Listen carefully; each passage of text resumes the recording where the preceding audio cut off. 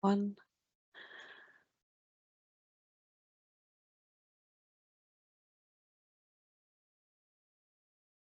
Pnawn da, a chroeso cynnes iawn I bob un ohonoch chi I gyfarfod arbennig ein bwrdd iechyd yma ym Mhawys. A very good afternoon to everyone and a very warm welcome to this extraordinary meeting of Powys Teaching Health Board. Fel y gwelwch chi, fe gynhelu ar y cyfarfod heddiw yn rhithiol ac mae'r cyfarfod yn cael ei ffrydio ar ein gwefannu. Ac mi fydd na fer arfer recordiad o'r cyfarfod ar gael ar ein gwefan yn dilyn y digwyddiad heddiw.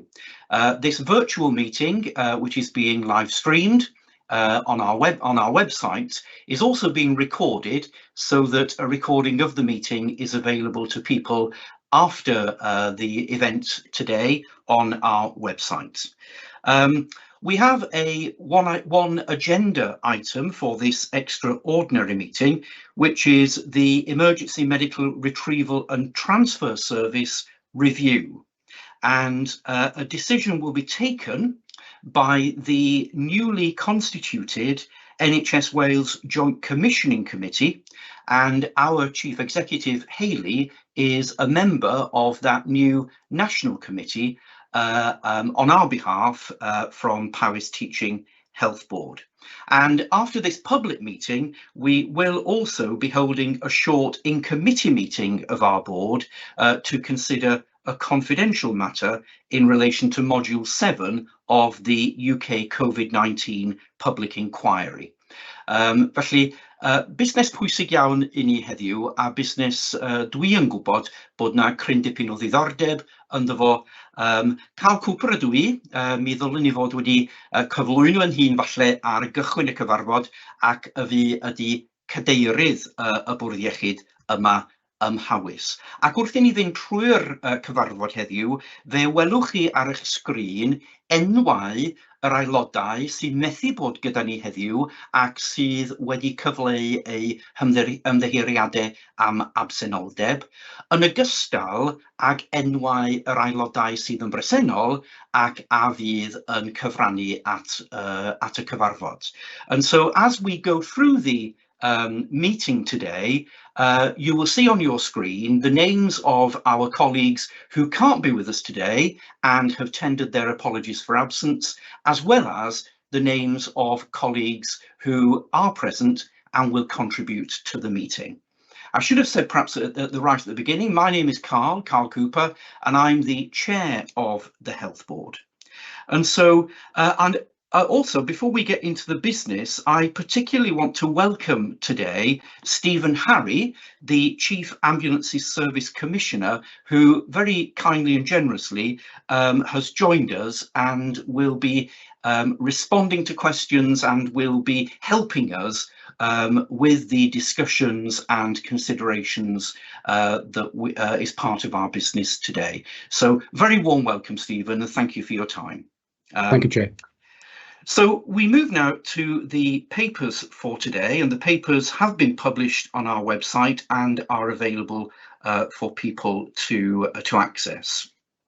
But before we do that, I just want to make a couple of or a few observations before we get into the discussions and the conversations. I just want to make it clear that we as a board have spent quite a lot of time on this matter, as is right and proper, because it's a very important and very crucial matter for the people of Powys. We know that there have been several rounds of engagement with the public, which started in 2022 and actually went into late 2023. And a number of us as board members have attended those public engagement sessions and have heard from our population, from our citizens in Powys, as well as other stakeholders that were present there. We've had also a number of board sessions, both informally within board development days and formally within our board meetings, to consider the matters that are in front of us today.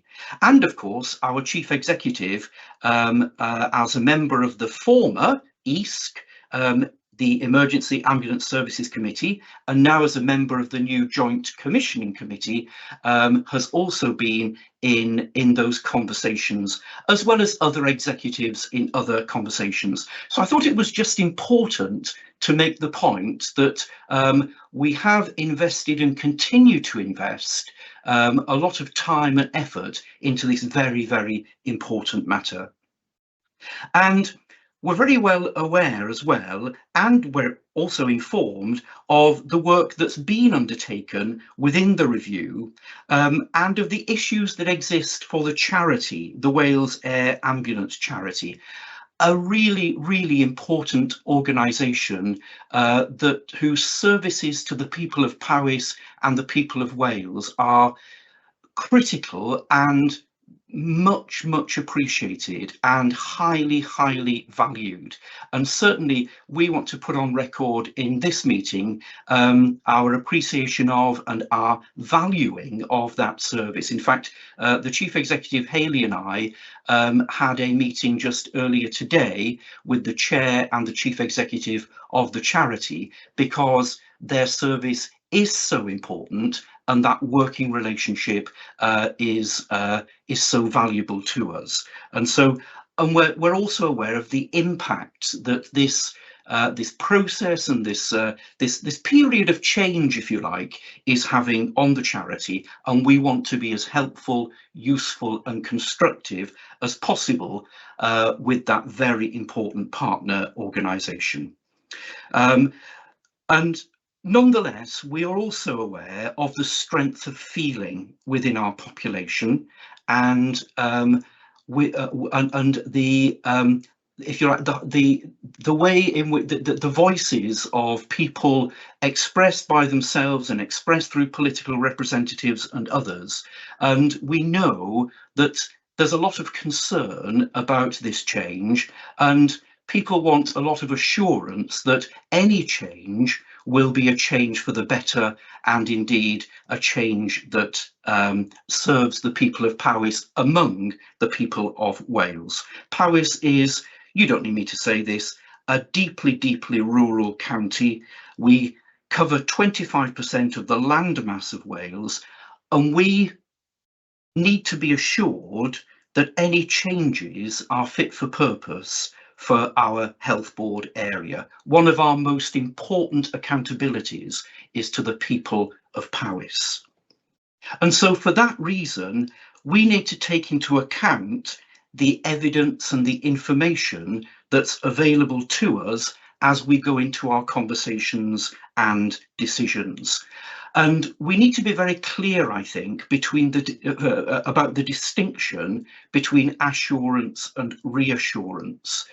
We can only really take assurance from the formal information and from the papers and so on that are available to us today. It may be that that things occur in our conversation today that will encourage us, that will give us a source for optimism and so on, and that will reassure us. But I think that distinction between assurance and assurance and reassurance is nonetheless very important. Now, as a board, we spent considerable time on this topic at our board meeting on the 20th of March. And so today's discussion builds on that discussion and the decisions we took on that day. And the conclusion we came to on the 20th of March was that we were unable to support the proposals at that point because of a lack of information that was available to us. And we requested additional assurance in a number of critical areas. Now, I'm going to hand over now to Hayley, our Chief Executive, who is going to take us through that picture, if you like, and where we were then, but also set the context, if you like, for our discussion today. So thank you, Hayley. Diolch, Cadeirydd. Thank you very much, and good afternoon, everybody.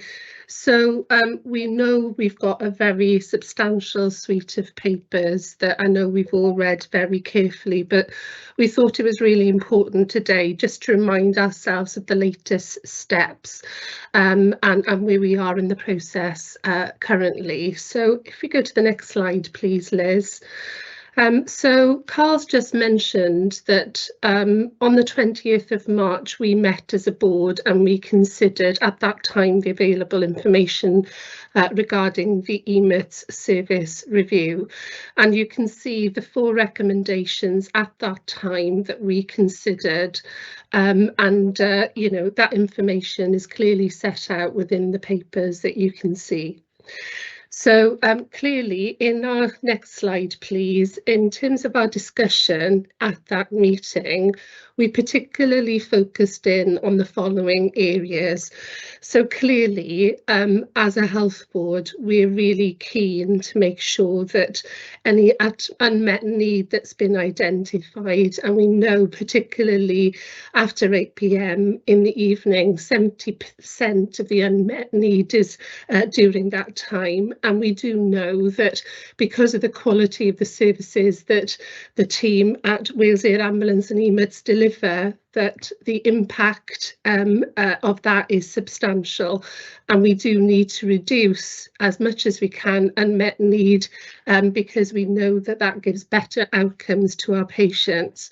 So we discussed at length unmet need and the case for change regarding this. We also talked about the conscientious consideration of the views of the public and the really substantial phases of engagement and consultation that has taken place, and really importantly the view of llais. And I know a little bit later we will hear from Katie Blackburn, the Regional Director, about the current position from llais. Carl's already mentioned about the important relationship and partnership that the NHS in Wales has with the Wales Air Ambulance charity, and I think it's important also for board members, we covered this at the last meeting as well, to recognise that the Wales Air Ambulance fund 2/3 of the service and the NHS 1/3 of the service, so really important partner. And we discussed the need to look at the recommendations as a whole, as a suite of recommendations in our meeting on the 20th, and we requested further information and assurance and detail about the model proposed in recommendation 4, which is around the rural outreach model. And then the final point is around the engagement assurance, and again just wanted to reiterate, you know, Powys population have really engaged very well in the process that's been led on an all Wales basis, and that's reflected in the 66% response rate from the Powys population, and clearly a huge strength of feeling from our communities about this highly valued service. If we could move on, if that's okay. Thanks.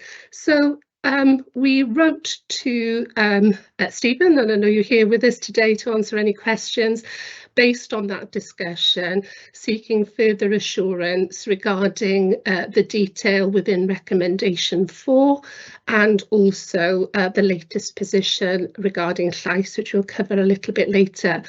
Unfortunately, timing of meetings were challenging in March, so we considered this in our public board on the 20th of March, and the East meeting took place the day before. So not all health boards were able to consider the recommendations as we did in March, but there are meetings taking place this week of all the health boards to consider the same information that we're considering this afternoon.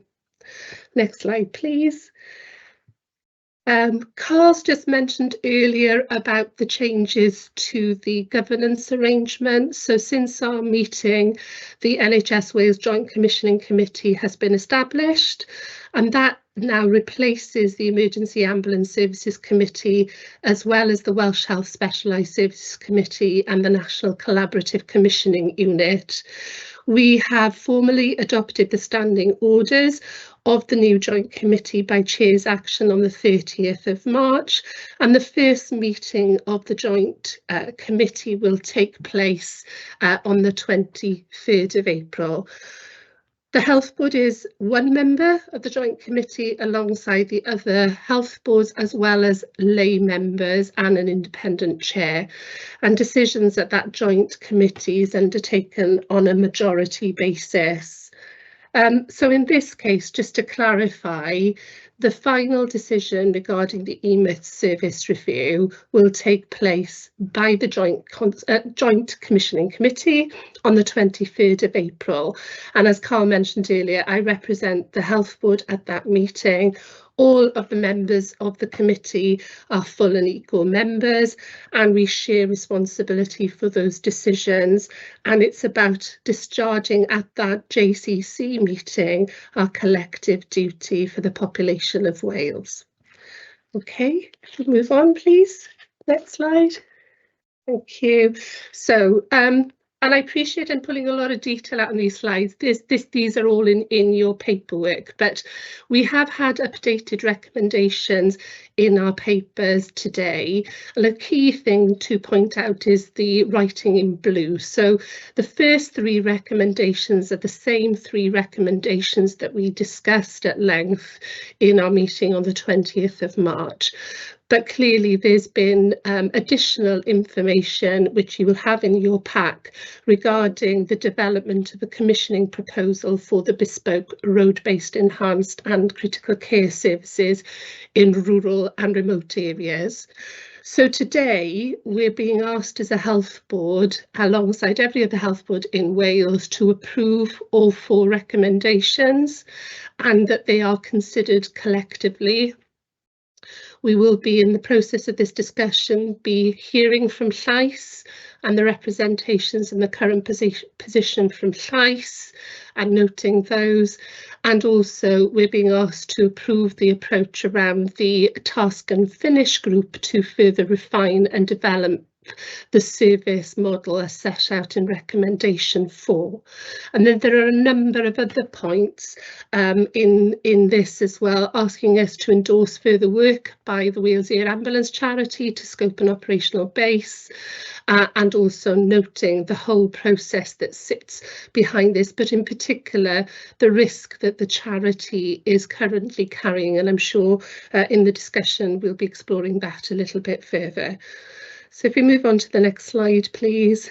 So just in terms of recommendation for the meeting on the 20th of March, we talked as a board about the key impact that during the periods when the service relies on a road vehicle, when the air ambulance is not able to fly, then the parts of North and Mid Powys and other parts of North Ceredigion and South Gwynedd, we wanted reassurance about the impact and how the RRV response within 90 minutes would be addressed. And so you'll see in your paperwork the additional detail regarding recommendation 4 that was shared in correspondence between colleagues, between Stephen Harry and between Llais. And so I draw your attention to Appendix 2.4.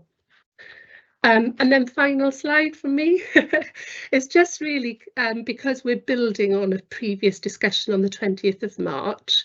These were the issues we sought further assurance on, and therefore it's just a reminder really. There may be other matters board members will want to discuss, but just a reminder of the areas that we probably will want to be focusing our attention on over the next few minutes of discussion. Is that okay, Chair? That's just a quick summary. Thank you. Thank you, Hayley. And just in addition to Hayley's very helpful introduction there, clearly our meetings, whilst they're not public meetings, they are very importantly held in public and in accordance with our standing orders, at all of our meetings, we invite questions and observations from the public that we take into consideration. And for this meeting, we have received a couple of emails containing a number of questions and observations, and certainly I want to say thank you for those. They are certainly very welcome and very valued. And those questions and those observations have been shared with all board members, and as we move through the discussion, then those considerations and those questions and observations will be considered as part of our conversation.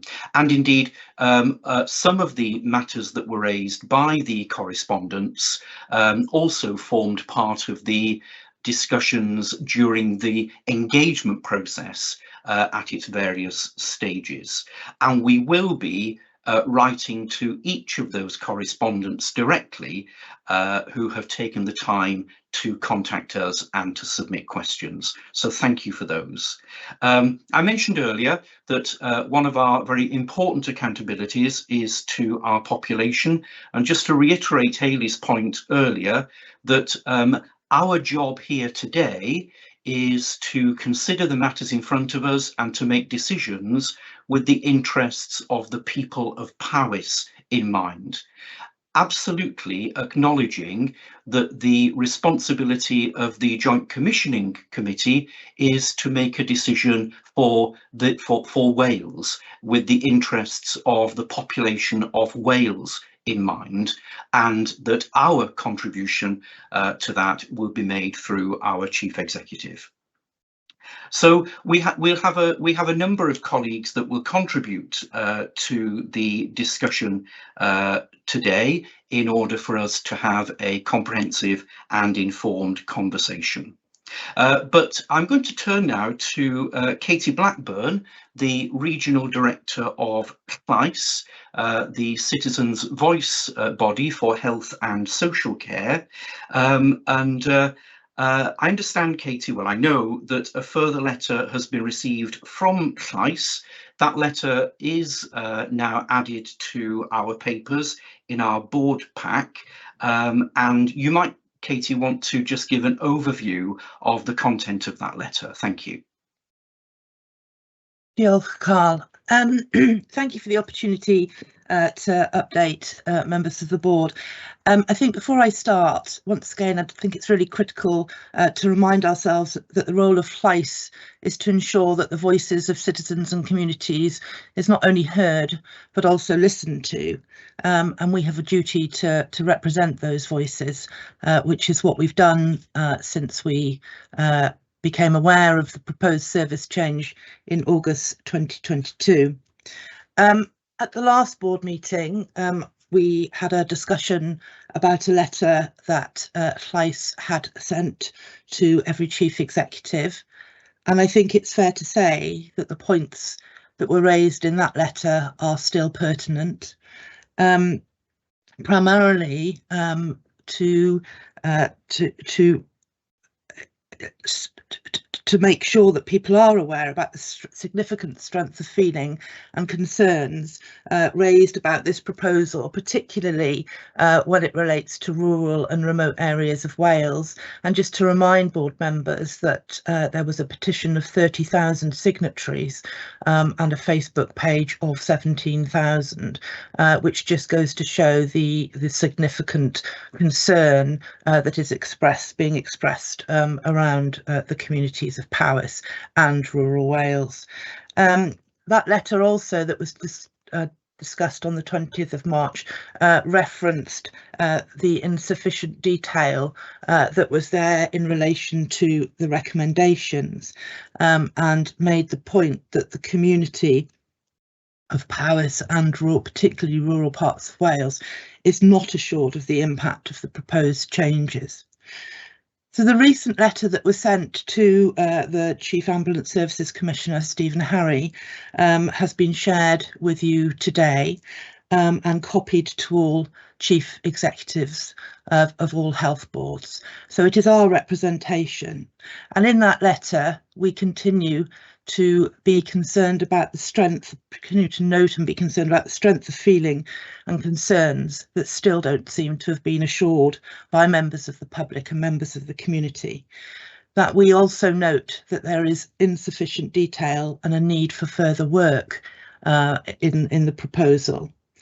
And we are particularly concerned that a decision is being sought before the further work is being undertaken and before there is clarity on how the services would look for people living in remote and rural areas.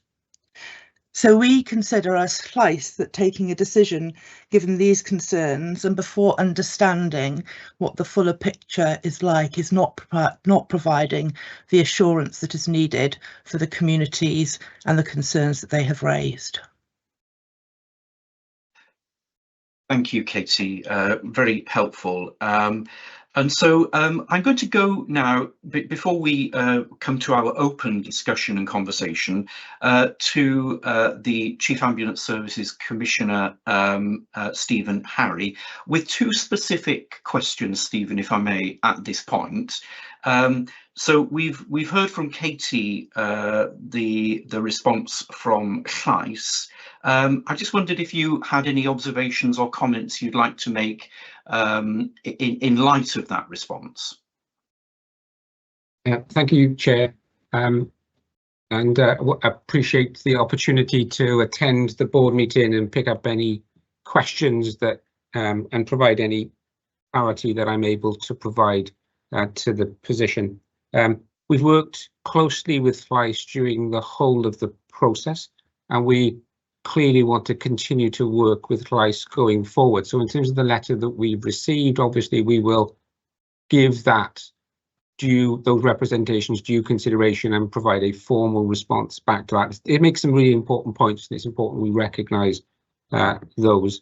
If I can just give a little bit of information about that.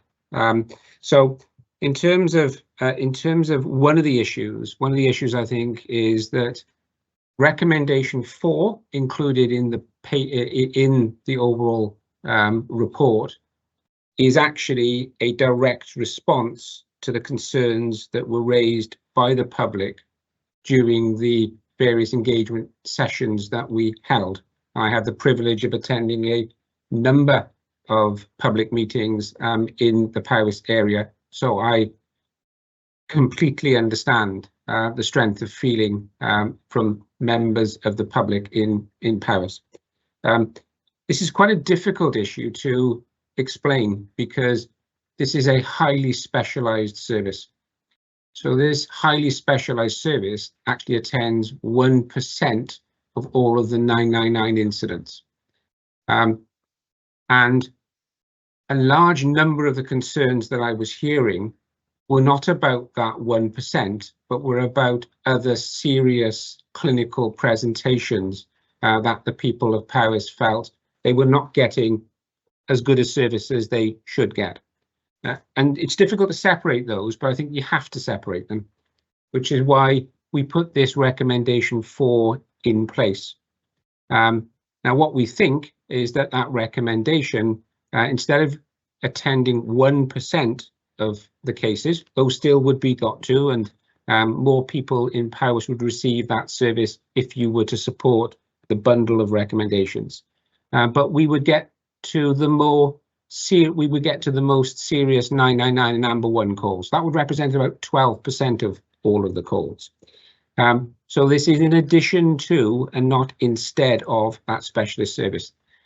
The other issue I think was about why, and for me the main reason about why now is the matter of unmet need. So we know that there are people who could benefit from this highly specialised service in Powys that are not getting access to that. We've been doing the engagement process for about 18 months or so. I think there would be about 50 patients in Powys during that 18 months who would have benefited from the service or could have benefited from the service that didn't benefit from the service. So for me, this is essentially about a patient care issue. And there's a balance between a rushed decision and a timely decision, I think, and we need to recognise that is the case. I don't think we're rushing. because I think this is in addition to that highly specialised service, but we need to make time to recognise that we need to engage and we need to get as much detail as we can, and we need a clear 6-month plan in terms of how we get there. 2026 sounds a long way off, but actually is not a long way off if you're trying to plan the reconfiguration of services and development services as is being described. As Hayley said, the charity funds 2/3 of the total cost of the service, and I think it needs a little bit of certainty. We need to be able to provide it with as much certainty as we can, also bearing in mind that recently their costs have gone up by about 25% as a consequence of the new aircraft that they have recently entered into a contract with. So this is not about trying to save money, this is about trying to provide a bit of support to the charity. They have a responsibility to develop value, to demonstrate value for money, and I think we need to give them a little bit of certainty, as I said. It is really important that we respond to Llais, and we will do that, obviously, and pay due regard to the important representations that they made. But there's a bit of a balance, I think, to be struck here, as there is with all things. I won't say any more on that, if that's okay, Chair, because I could go on, but we've got other important matters to pick up, I know, on this subject. Thank you, Stephen. And finally, from me to yourself, is that you will note, Stephen, that the key area of concern at our last board meeting on the 20th of March was colleagues felt that there was a lack of detail to support recommendation 4, which is essentially the mitigating action because of the loss of the base in Welshpool.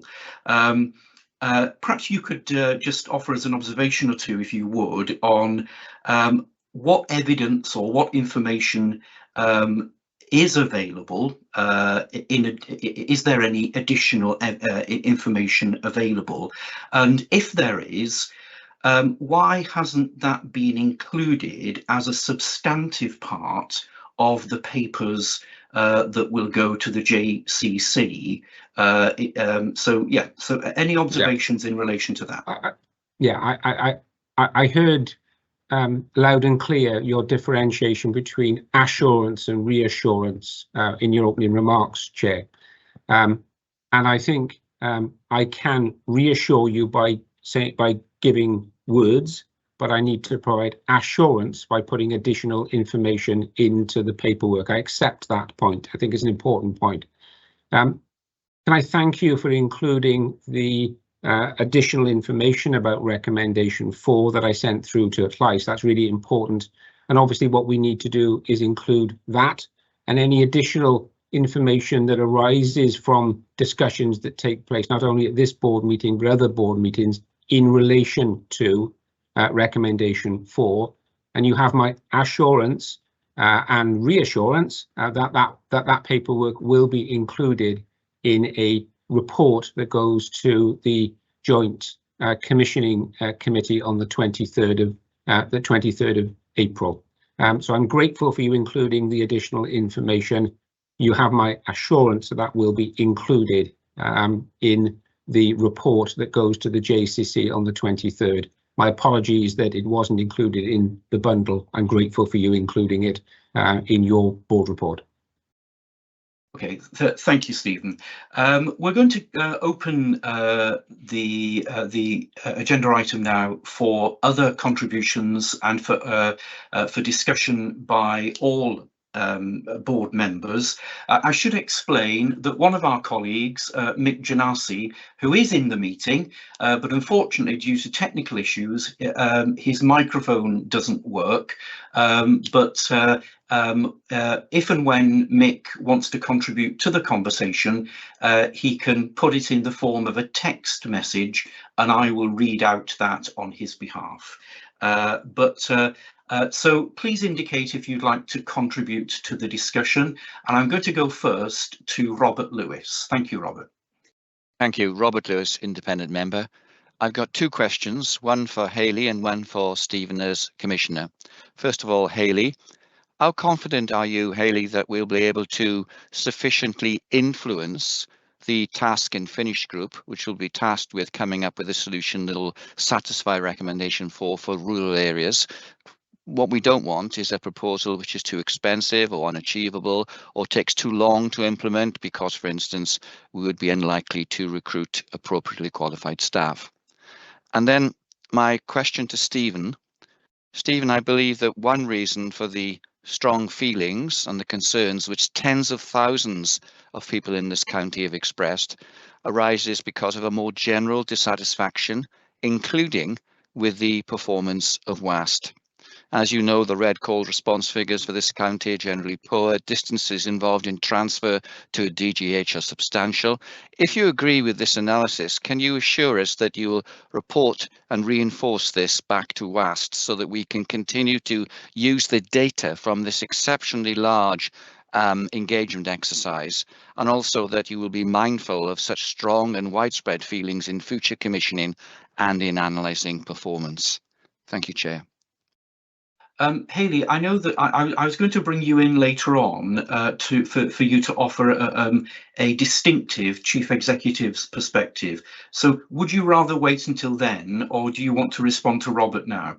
I'm happy to respond to Robert now, and probably would ask Stephen to also respond to that aspect. But what I would say, just in terms of the task and finish group around recommendation 4, clearly if the JCC on the 23rd of April approve the suite of recommendations, the key issue will be the terms of reference and the approach around that task and finish group.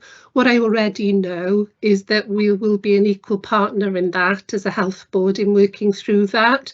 But in terms of the detail of the approach and what would be suggested around that, perhaps Stephen would like to comment, but that would be one of the first aspects the JCC would be approving, which is the approach to that task and finish group. What I can say to you, we will be there and we will make sure that we participate fully in that process if the JCC decide to take forward those recommendations. But I'm sure Stephen may want to comment as well. Thanks. Thank you, Chair. Thank you, Hayley. Can I violently agree with Hayley that you will, but add to it a little bit. I don't think you will be an equal partner. I think you will be a significant partner in this, because this affects your area more than other areas. And we work in collaboration. I work for you. We work in collaboration. If we're going to put a bespoke service in place, it's really important that I understand, I work with you in understanding what the nature of that bespoke service needs to look like and how that aligns with your ambitions for the service in the future. And Hayley's absolutely right. We need to have that nailed down in governance in terms of getting that absolutely agreed by the Joint Commissioning Committee. Also, how we're going to positively engage with CLICE and with the public in moving this forward. So this has to be done openly and transparently, and we have to continue to work closely with CLICE colleagues in this. But also we have to have a definitive timescale. That what we need to make sure about is that we're clear about what needs to be done by when, and then we are held to account in terms of making sure that we are delivering against that. So I would want this to be as clear and as definitive as we can make it, and absolutely you would be a fundamental part of that task and finish group, and I would be taking advice on how you could be best represented on that task and finish group, obviously. In terms of the other issues that Robert raised, one of the reasons why I felt putting recommendation 4 in was for the very reason that you're describing, Robert, which is that there are particular needs of rural communities, and that the ambulance service needs to be able to respond to those particular needs. And I see this as an opportunity to start that process. Recommendation in itself won't deliver all of that, but I think it is a real opportunity. Two other things in terms of the commissioning space.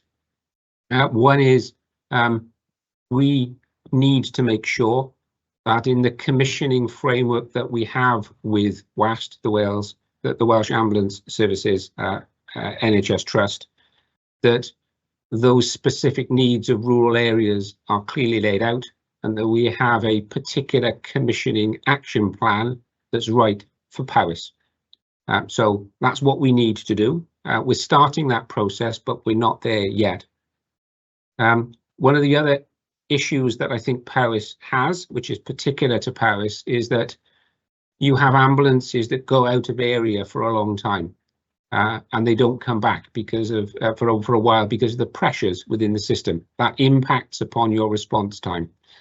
One of the advantages, I think, of recommendation 4 is that it will keep a resource in the Powys area. It won't be taken away from the Powys area, which is why we're saying that a rapid response vehicle type approach is the right thing to do, because the resource stays in the area. That should and will improve response times. It won't deal with the issue in totality, but it will help in terms of that.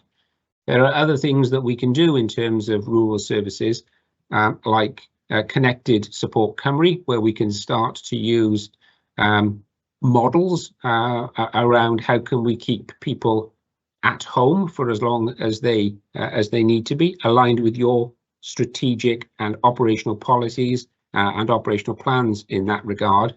And also the strength of feeling and the strength of ownership that we get in local communities, I think, is can be really helpful in terms of first responder and other important local schemes that can help also. So I think it's a collective. It's a collection of things that we need to draw together to improve ambulance response.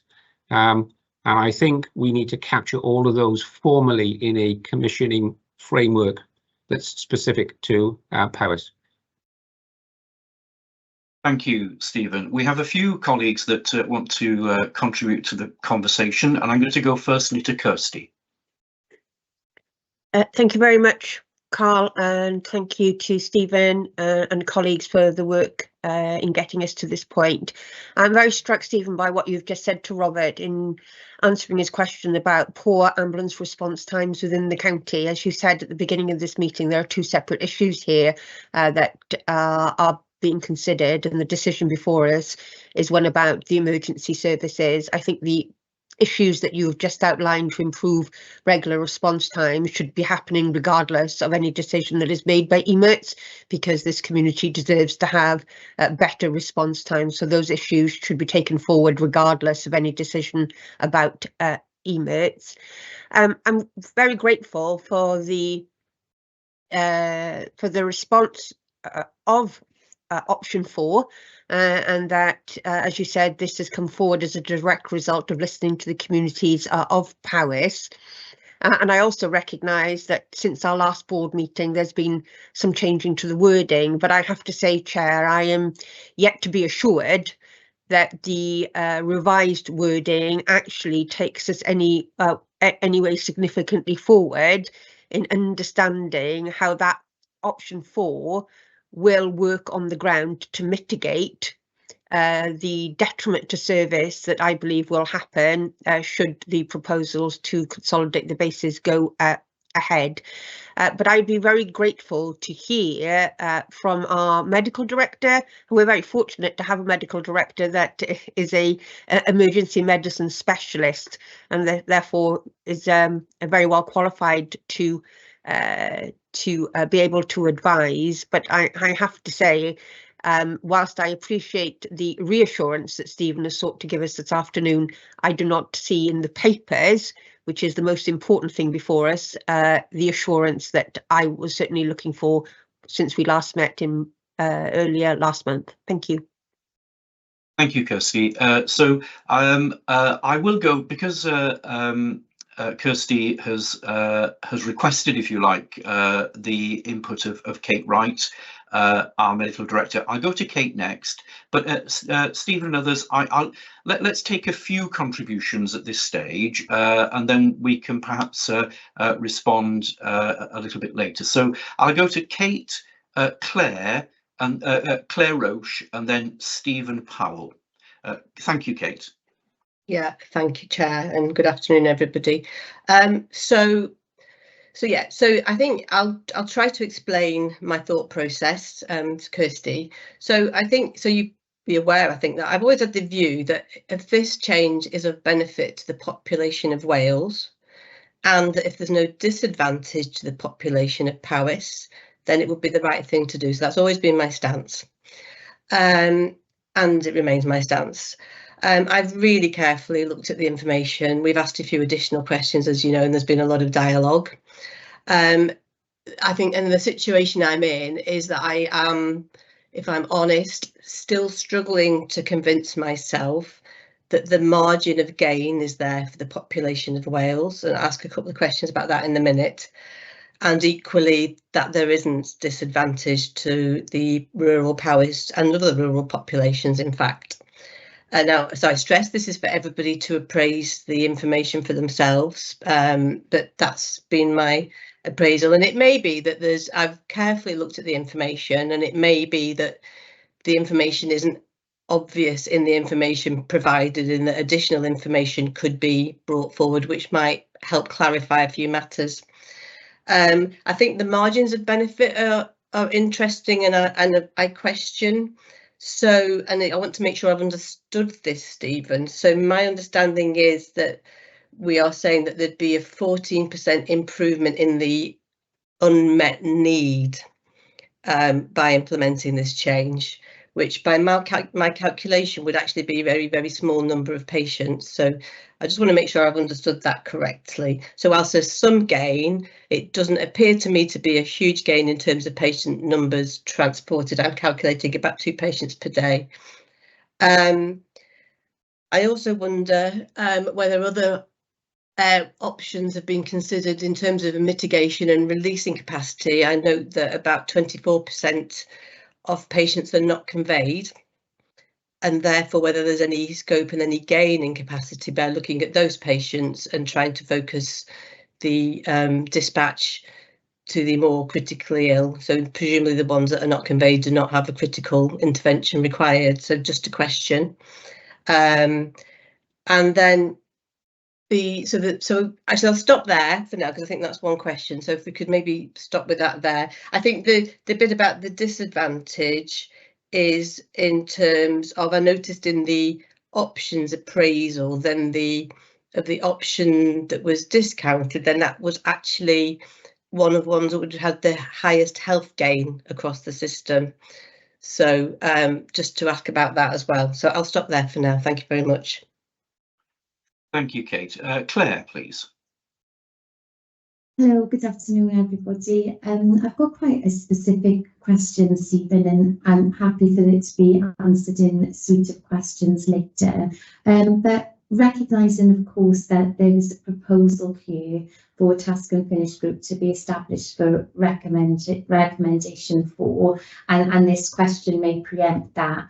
But what assessments and/or workforce modelling has been done to identify what workforce will be required, including the necessary skills, knowledge and experience for the bespoke road service? So it's a bit of a two-part question. That's part one. And the second part of that question is that, recognising the challenge that we do have in both recruiting and retaining clinical staff of all disciplines in rural areas, what is the confidence in us both being able to recruit and retain the roles required for the bespoke road service? So I recognise that's quite specific, but it does feel quite fundamental. Thank you. Thank you. And we're going to Steve next. Thank you, Steve. Thank you. Good afternoon, everyone. So I've spent a lot of time looking at this proposal, both in my role within the health board, but also at the wider review with the other health boards and the EASC and the EMERTS team. And for me, it's the unmet need that keeps cropping up as a key driver for change. And I think there is, based on the unmet need, there is a case for change to improve the utilisation of the sort of finite assets deployed by EMIRTS, and they do have to go somewhere across Wales to maximise that gain from that really valued service. So, but I think the key to unlocking the service model for Paris is recommendation 4, and I'm glad to see the additional information in the papers. But I think, Stephen, it would have been better if that exchange of information between yourself and Slice had been much more prevalent in the document itself and in the board paper, so that we can clearly see the intent of recommendation 4. So I'm keen to progress that recommendation. But I guess my question is,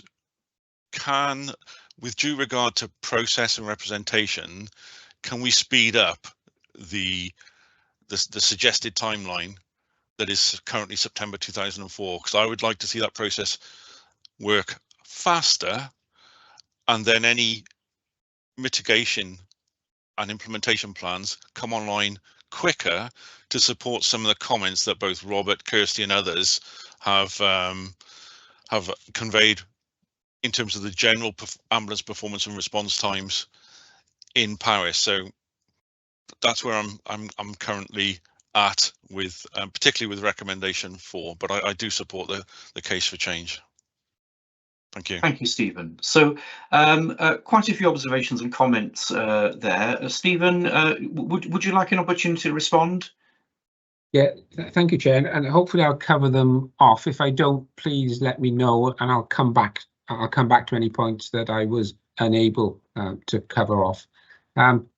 First point to make, I think, is that there will be gain for Paris residents as a consequence of implementing the recommendations 1 to 3.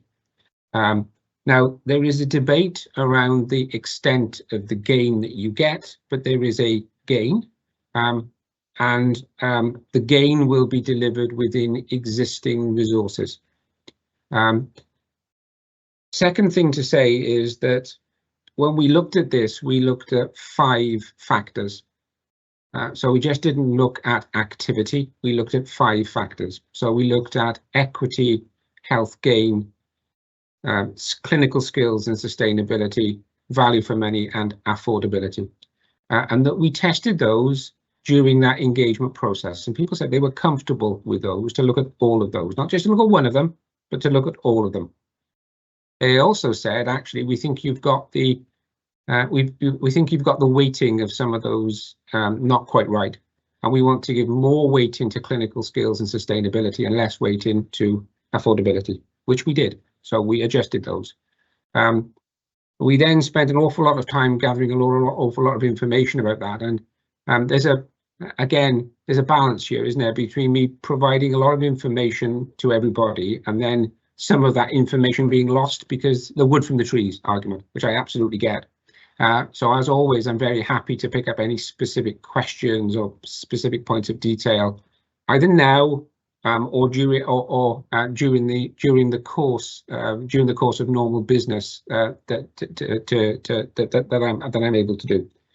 Now, what I was then conscious of was that I wanted to make sure that we tested the options that we shortlisted, and that was taken through EASC.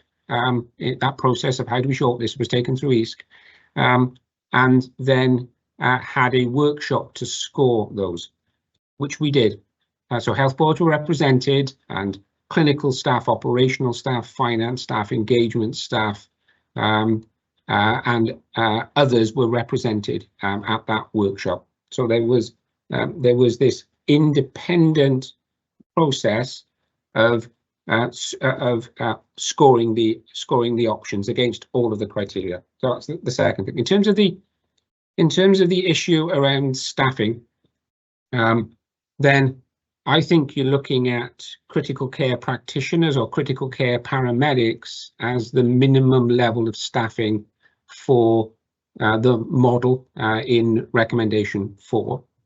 And I have tested that with staff, with the leaders within EMIRTS and also with the chief executive and other colleagues within WAST. And what they are saying is they see this as a big opportunity to enable recruitment to come in. What we know is that these posts are difficult to fill in rural areas, but the way that this is constructed and the ability to rotate through into the emerts service will make these attractive posts.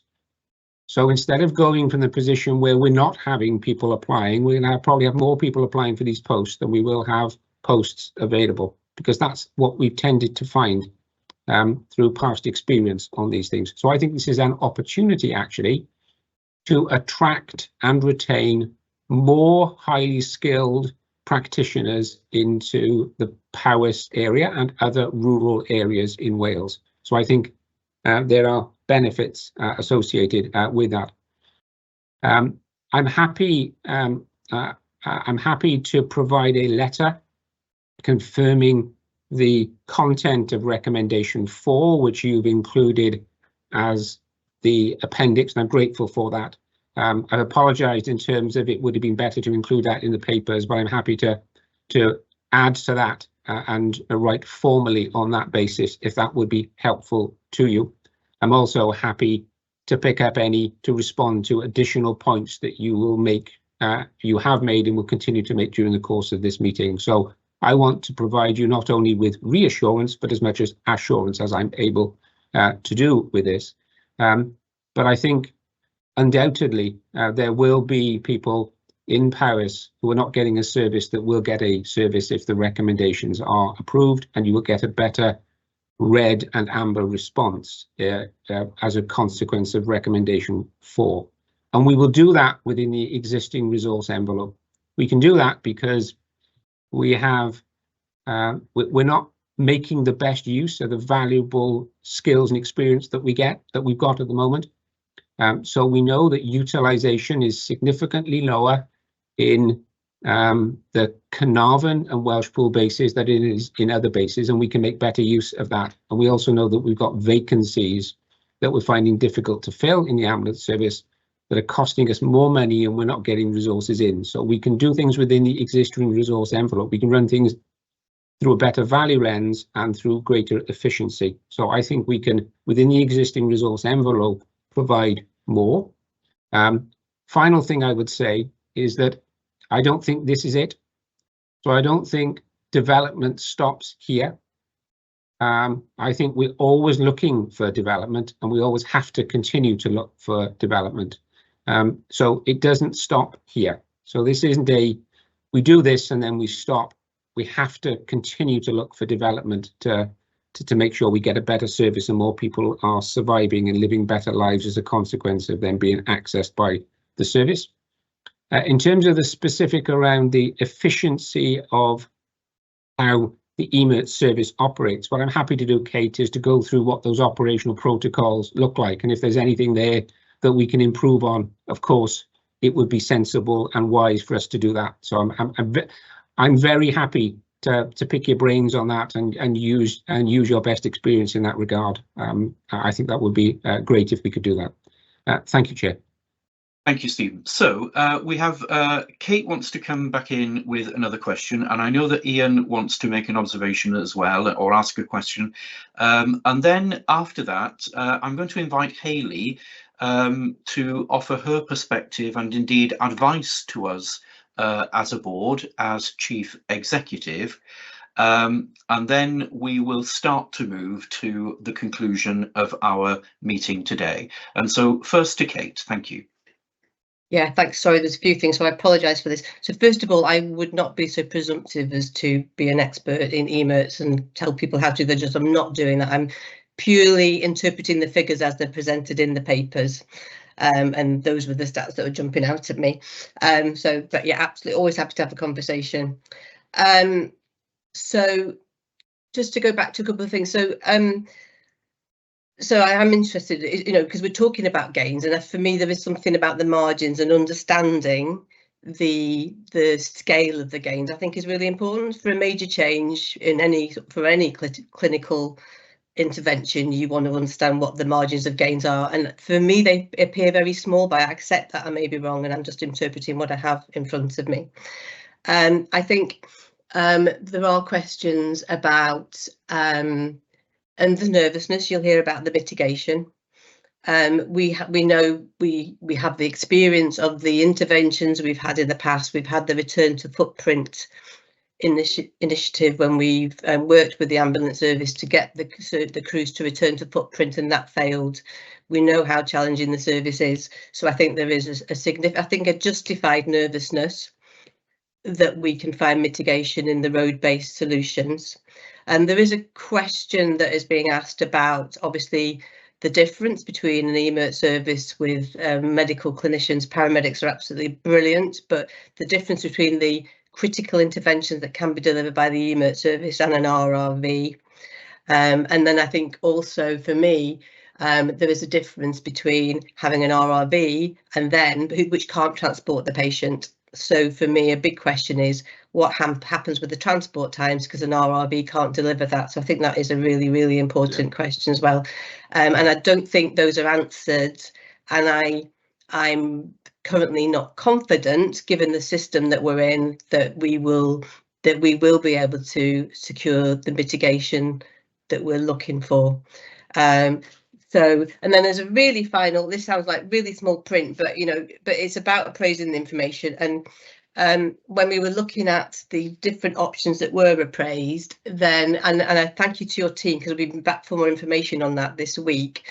Then I note that when in the Optima appraisal, then there were two different options that were recommended. 4C was the first best option, but 6C was a very close second best option, and I understand that was discounted on cost. When I've looked at the cost, I just am not quite understanding how the different costs have been derived, and I know your team have provided some narrative, but I think if we could see the detail, I think that would be really, really helpful. And I know you probably can't do that now, but I'll stop there because there's quite a lot in there, but thank you. Thank you, Kate. I should also say that Mick Janassi has contributed an observation, a question that I will voice for him.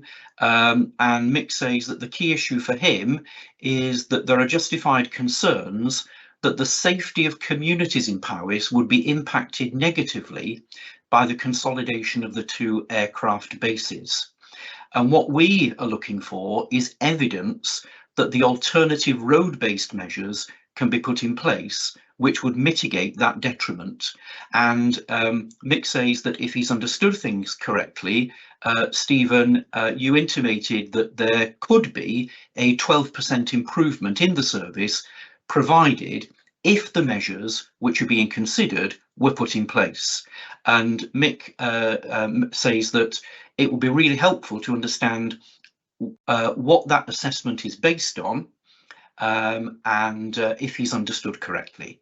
And so we'll go to Ian Phillips for a final contribution at this stage, and then Stephen, you might want to respond before we ask Hayley to come in. Ian, please.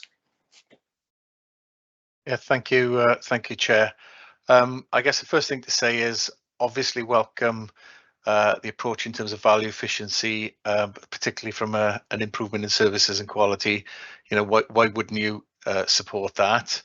The other thing to say is that welcome also the proposal that we've spent a lot of time talking about just recently. And I just wanted to build on Steve's point, really. I guess my difficulty at the moment in supporting all 4 recommendations is that what we're agreeing to is that a proposal be developed, and I as Carl indicated in Mick's comments, I can't see anything within the papers that address the issue of acceptance of those proposals once we have taken the decision. So there's a little bit of a governance issue for me in this, and I'm very unclear as to what happens if the proposals are acceptable or unacceptable.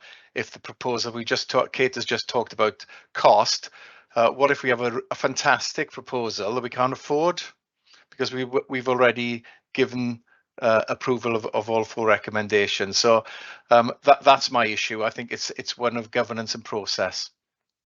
Thank you. So Stephen, a final opportunity to respond if you'd like to. Thank you, Chair. In terms of the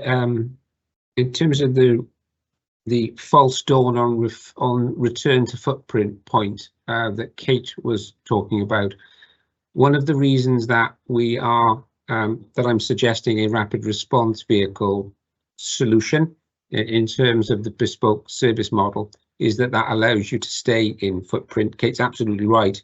What you then have to have is any transfer that's required out of area. You've then got the backup ambulance available to transport those. Two things I'd say on that. One is one of the commissioning commitments that we've made is around how do we develop and improve transfer and discharge services. So there's an issue there.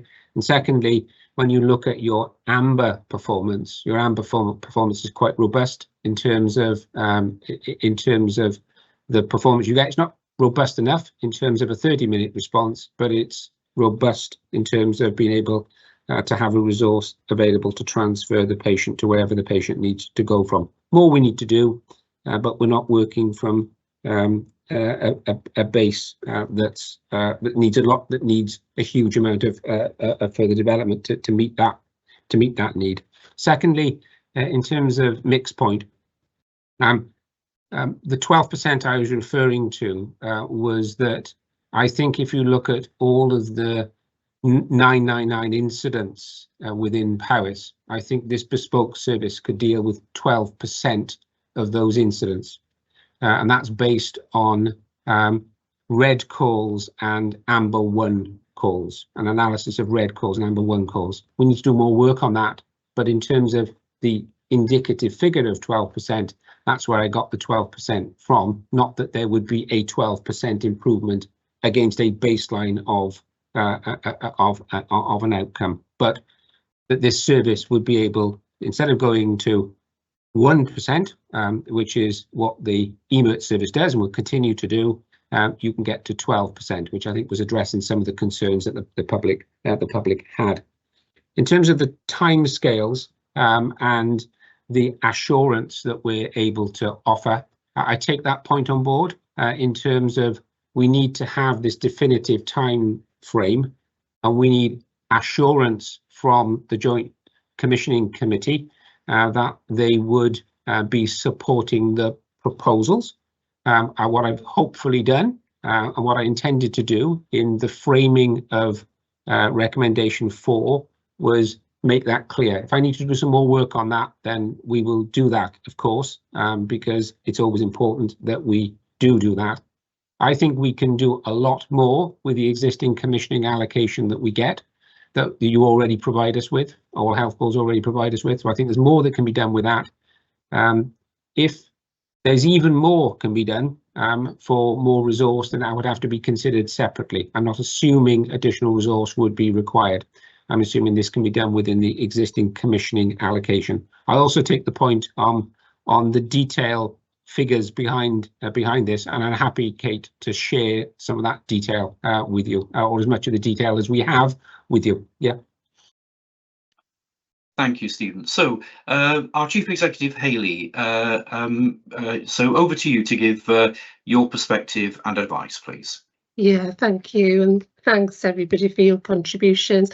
I've been listening attentively to both the questions that have been asked to date, but also the responses. I hope you don't mind, Carl and Stephen. Could I just ask one question again before I go into summing up? Is that okay? I appreciate we've spent a bit of time on this, but I think that you've said, Stephen, that there is some gain for Powys, but clearly there's some debate about that gain, that benefit. And given this, I think it's about your assessment and confidence about whether this gain outweighs really the risk or impact, particularly given that large parts of Powys will no longer be reached within 90 minutes by the EMERT's RRV. So I just wondered if you could just focus on that once more, if that's okay, please, Steve. So my belief from the work that I've done, Hayley, and the analysis that I've undertaken is that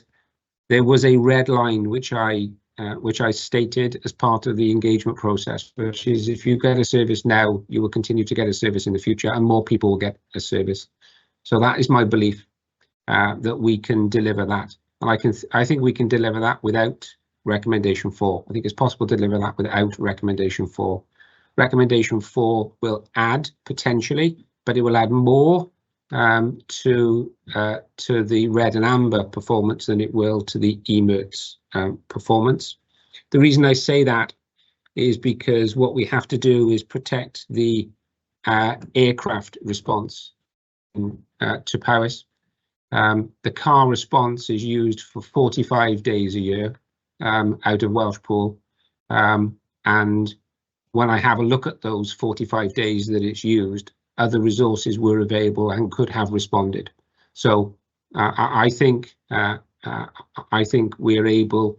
I'm able to confirm that my view is that I can commit to that red line. If you get a service now, you'll continue to get a service in the future, and I would be, and I know that I will be held to account on that. So I don't say that.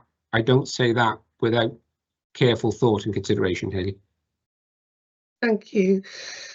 So a couple of points from myself. I mean, I think the first one is there's been a huge amount of work undertaken on this, and clearly we've already reflected on the response, the strength of feeling from the public, and the sheer scale of the response that we're dealing with. And I think in particular, I'm going to use this word advisedly, but there is a level of fear, I think, particularly in rural communities, about changes that are being proposed, and particularly that reassurance and that confidence in not the EMERT service, but in that broader context of urgent and emergency healthcare. And I think one of my colleagues on the board talked about the need to continue on the broader performance and confidence of the urgent and emergency healthcare ambulance system out with the EMERT service review. So, and I think that from my perspective, in any case, I think that I've heard and seen substantial case for clearly stating that there is unmet need, that we do need to, as an NHS collective, as well with Wales Air Ambulance and other stakeholders, work through how can we best do that. So I don't think I'm hearing from the conversation or my assessment of this that I think there is a fairly compelling case to actually deal with the unmet need that's been identified.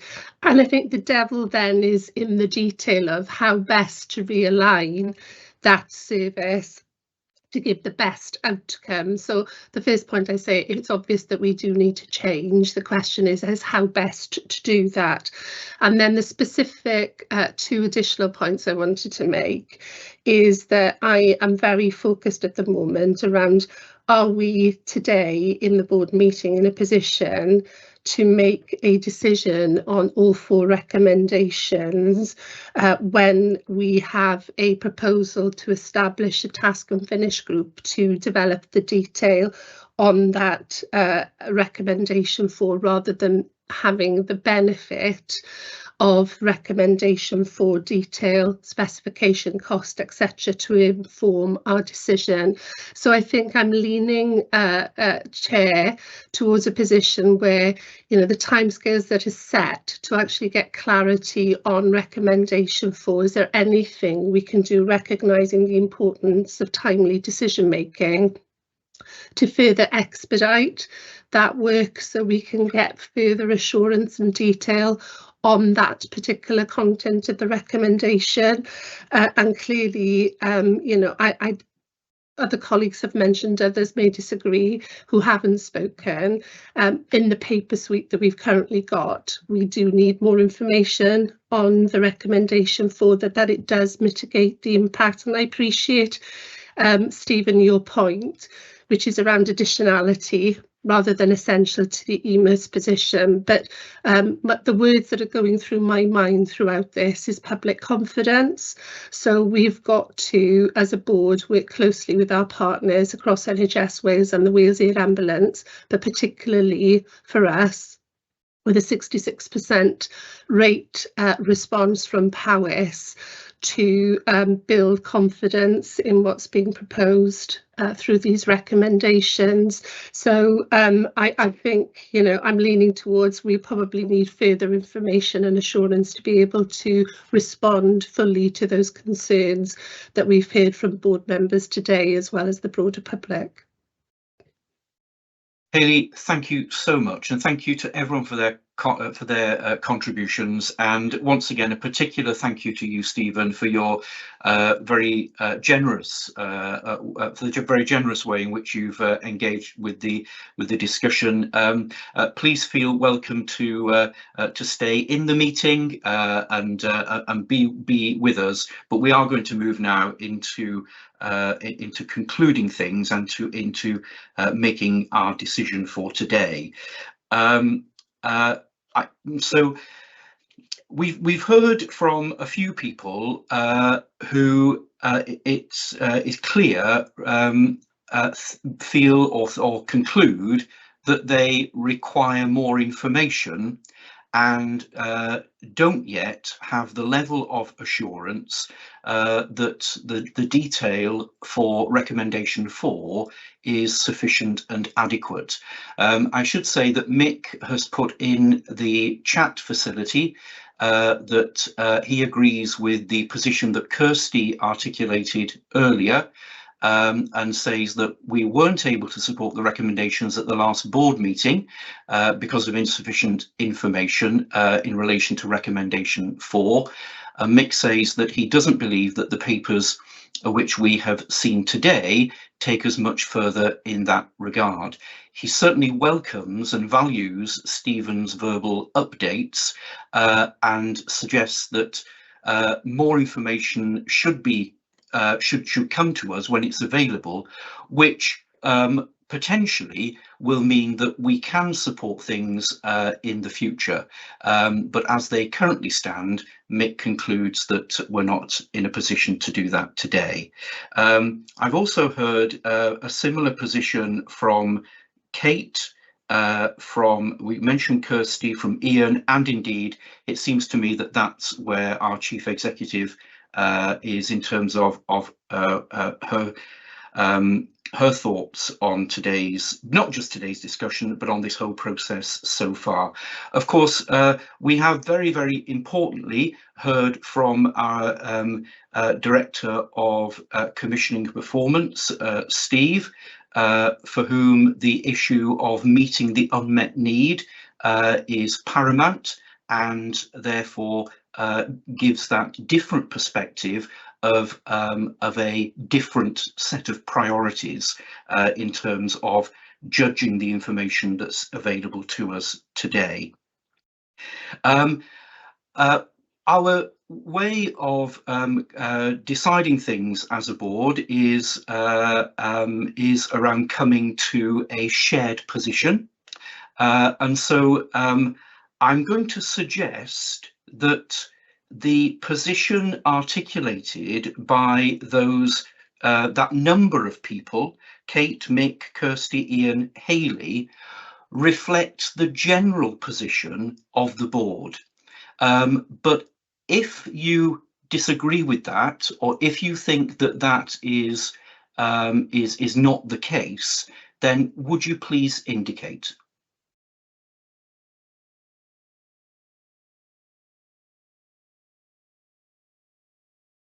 Okay, publicly this isn't available, but I can say that in our chat facility we do have other members of our board, the Deputy Vice Chair, our Interim Director of Operations, the Director of Workforce, and our Associate Member, the Director of Social Care within the authority, together with our Director of Nursing and Midwifery, our Director of Public Health, independent member Cathy Poynton, together with Robert Lewis and Steve Powell. So all of those have indicated that they agree with the conclusion that I've just summarised on behalf of those people. Therefore, I'm going to sum up, and as I do that, I just want to reiterate really that we do take very, very seriously the important decision that is in front of us today. And our role is to consider the information and the evidence available to us, and to assure ourselves that any proposed changes will be to the benefit of the people of Powys whom we serve, particularly in respect of recommendation 4 and the mitigating actions and their sufficiency and adequacy. We also recognise that we are one of 7 health boards, together with lay members, that constitute the joint committee for commissioning, and as we said earlier, that ultimate decision will be taken with the people of Wales and the interests of the people of Wales in mind. I'm grateful for the full and detailed consideration and discussion that that has happened today, and for all the papers and the information that has been provided. But our responsibility is to consider the proposals in front of us and to determine our decision. We've been asked to consider the recommendations 1 to 4 en bloc rather than individually.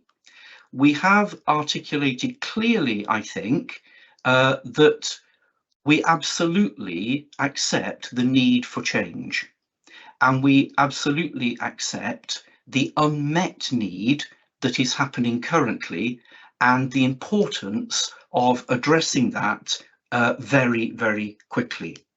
But based on our discussions today and the information available to us, it seems to me that our position is that we are unable to support the approval of the recommendations 1 to 4 on the basis that we have insufficient detail and evidence that recommendation 4 will mitigate the loss of the base in Powys, and that the proposed road response or critical care service, we're not really sure what the detail of that is, and therefore whether or not it will be an adequate mitigation. And also, we're not yet assured that the representations made by Llais have been sufficiently answered. But we are very keen to receive further information at the appropriate time, and as Mick said earlier, potentially be in a position sometime in the future where we can support the proposals with that greater detail. So that's my summary of where we are, and if you like, our response to the recommendations. If anyone would like to disagree with that summary and correct it or amend it in any way, would you please indicate?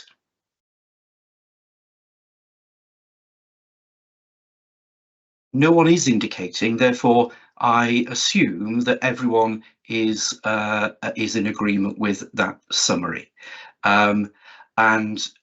Therefore, that is the conclusion of our conversation, and that is the decision that we make today. And thank you once again for everyone's contribution. That concludes our public meeting business today. As I said earlier, we do have an in-committee meeting. I've received advice from our Director of Corporate Governance that the content of that agenda for our in-committee meeting contains confidential or commercially sensitive information, and therefore I put to you this motion under section 1.2 of the Public Bodies Admission to Meetings Act 1960, that representatives of the press and other members of the public shall be excluded from the remainder of this meeting, having regard to the confidential nature of the business to be transacted, publicity on which would be prejudicial to the public interest. Would you please indicate if you don't support that motion? So we support that motion unanimously, and therefore we finish our meeting today and we move into our in-committee meeting.